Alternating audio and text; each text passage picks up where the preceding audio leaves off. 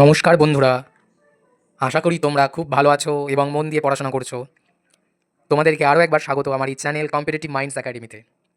আজকে আমরা শুরু করব ক্লাস 4-এর ওয়েস্ট বেঙ্গল বোর্ডের বাটারফ্লাই ইংলিশ বইটির লেসন 5 মিটিং বারেমিয়া। ঠিক আছে, দেখো একটা বাঘের ছবি দেওয়া আছে, অর্থাৎ বারেমিয়া বলতে এখানে কিন্তু বাঘটাকে বোঝাচ্ছে।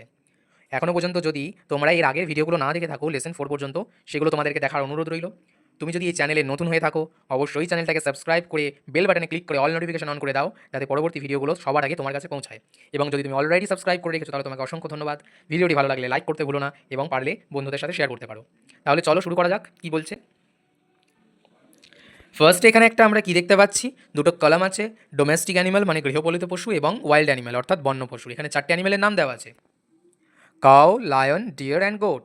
তাহলে আমরা ডোমেস্টিক মানে গৃহপালিত পশু কোনগুলো লিখব? কাউ, আর কি লিখব?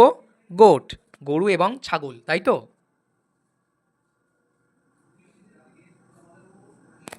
তাহলে ওয়াইল্ড অ্যানিমাল আমরা কি কি থাকলো পড়ে? লায়ন অর্থাৎ সিংহ এবং ডিয়ার অর্থাৎ হরিণ। ঠিক আছে, এটা হয়ে গেল ছোট্ট বক্সটা।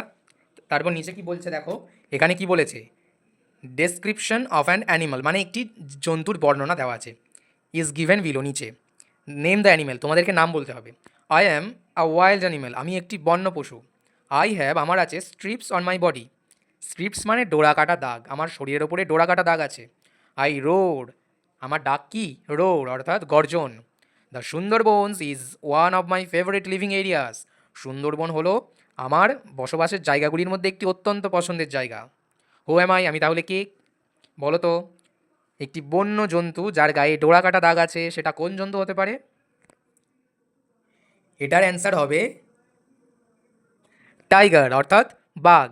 ঠিক আছে, চলো তাহলে এবার আমরা লেসন 5-এর যেটা মেন টেক্সট সেটা পড়া শুরু করি।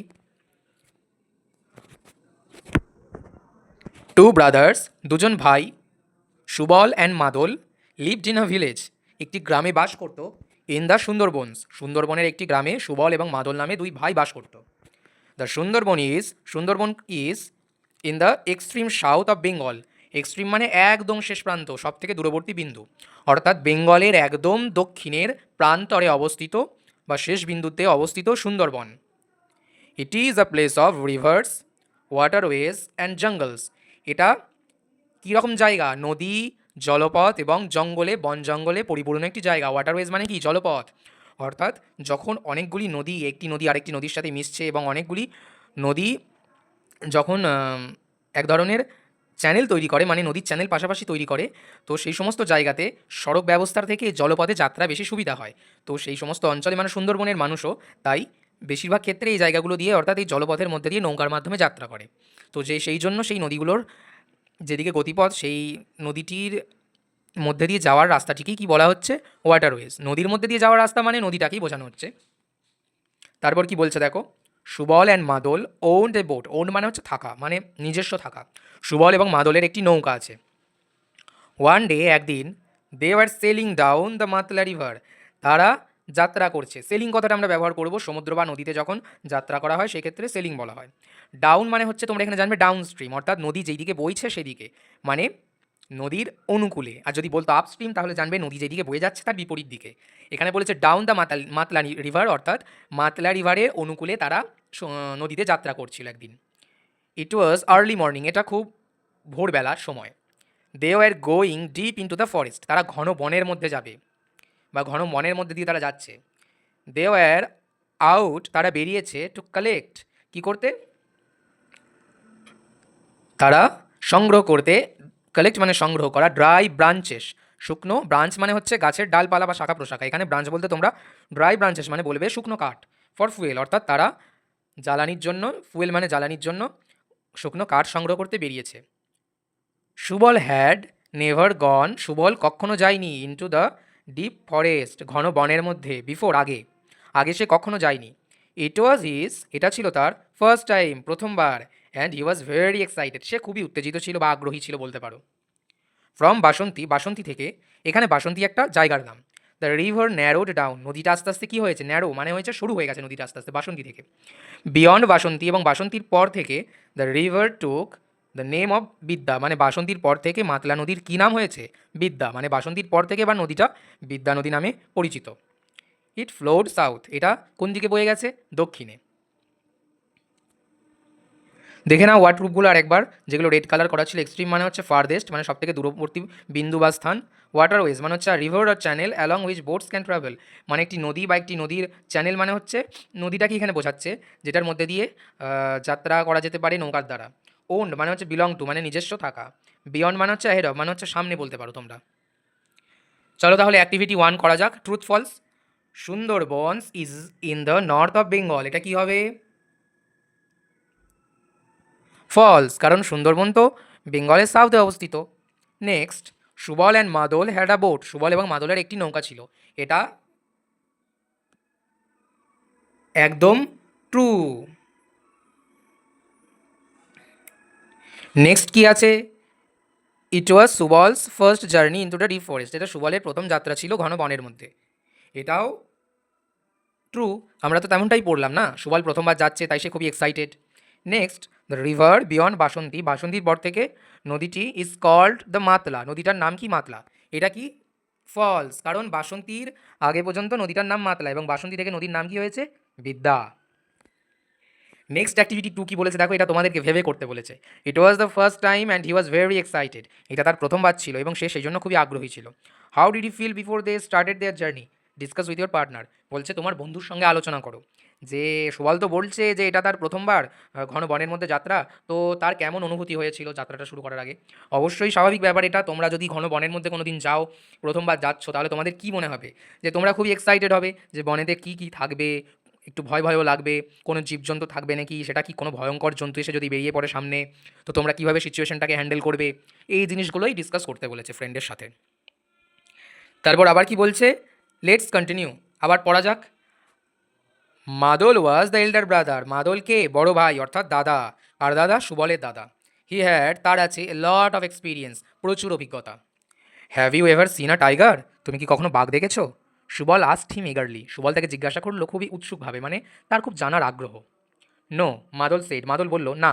বারে মিয়া ইজ আ স্ট্রেঞ্জ ক্রিচার, বারে মিয়া মানে সে বলতে চাইছে বড়দা, কাকে সম্বোধন করছে, বাঘটাকে সম্বোধন করছে, একটি বাঘকে সে সম্মান দিচ্ছে, সেই জন্য বলছে কি Baremia is a strange creature, strange মানে খুবই বিচিত্র, ক্রিচার মানে জন্তু, মানে সে বলতে চাইছে বাঘ খুবই বিচিত্র জন্তু বা খুবই অদ্ভুত জন্তু। ইট ইজ পাওয়ারফুল, সে শক্তিশালী, কুইক খুবই দ্রুত, অ্যান্ড সাইলেন্ট শান্ত, এখানে কিন্তু শান্ত মানে চুপচাপ বোঝাচ্ছে না, বা বাঘ খুবই শান্ত প্রাণী সেটা বোঝাচ্ছে না, এখানে শান্ত বলতে কি বলছে, বাঘ খুবই চুপচাপ বা নিশ্চুপভাবে ওঁত পেতে থাকে চারপাশে এবং সুযোগ পেলেই তার শিকারের উপরে ঝাঁপিয়ে পড়ে। It can snatch a prey at will, will মানে এখানে ইচ্ছা, এটি অর্থাৎ বাঘ কিন্তু নিজের ইচ্ছায় নিজের শিকারকে ছিনিয়ে নিতে পারে। PREY প্রে মানে এখানে শিকার, আর SNATCH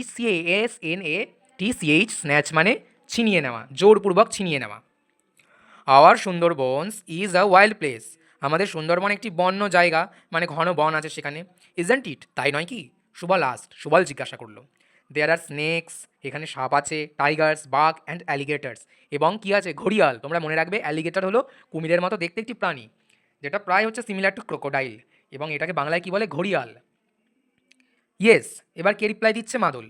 ও বলল সুবল যে আমাদের সুন্দরবন তো একটি ঘন বন্য এলাকা, এখানে তো বিভিন্ন ধরনের জন্তুগুলো বাস করে, তো এবার মাদল কি রিপ্লাই দিচ্ছে, ইয়েস হ্যাঁ, but animals are not our enemies, কিন্তু জন্তুরা কিন্তু আমাদের শত্রু নয়, এনিমিজ মানে শত্রু, এনিমি মানে শত্রু, এখানে এনিমিজ করা হয়েছে মানে প্লুরাল বোঝাচ্ছে। In Sundarbans men and animals live together, সুন্দরবনে মানুষ এবং প্রাণীরা বা জন্তুরা একসাথে বাস করে, টুগেদার মানে একসাথে, লিভ মানে বাস করে। মাদল সেড, মাদল বলল। They were selling down the Bidya river, তারা বিদ্যা রিভারের অনুকূলে যাত্রা করছে এখনও। The river water were salty here, নদীর জলটা এখানে কেমন, খুবই নোনা। মনে রাখবে সমুদ্রের কাছে যখন এসে নদী মেশে, তখন সমুদ্রের জল কিছুটা নদীতে এসে মিশে যায়, যে জন্য নদীর সেই অঞ্চলের জলটাও নোনা হয়ে যায়। এখানে দেখো সেটা কি বলা আছে, চলো পড়া যাক। দ্য ওয়াটার অফ দ্য বে of Bengal mixed with the river, বে অফ বেঙ্গল মানে বঙ্গোপসাগরের জল এখানে নদীটির সাথে মিশছে, যে জন্য বঙ্গোপসাগরের নোনা জলে নদীর জলটাও কিছুটা নোনা হয়ে গেছে। সমুদ্রের উপকূলবর্তী অঞ্চলে। Don't deep your hand into the water. Deep মানে ডোবানো। তোমার হাত ডুবিও না জলের মধ্যে। ওয়ার্ড মাদল, মাদল সতর্ক করলো। দেয়ার আর কামটস ইন দ্য রিভার, নদীতে কিন্তু কামট আছে। Subal জার্ট his hand away, Subal একদম ঝাঁকিয়ে তার হাতটাকে তুলে নিল। আর দে ক্রোকোডাইলস, এগুলো কি কুমির? সুবল জিজ্ঞাসা করছে।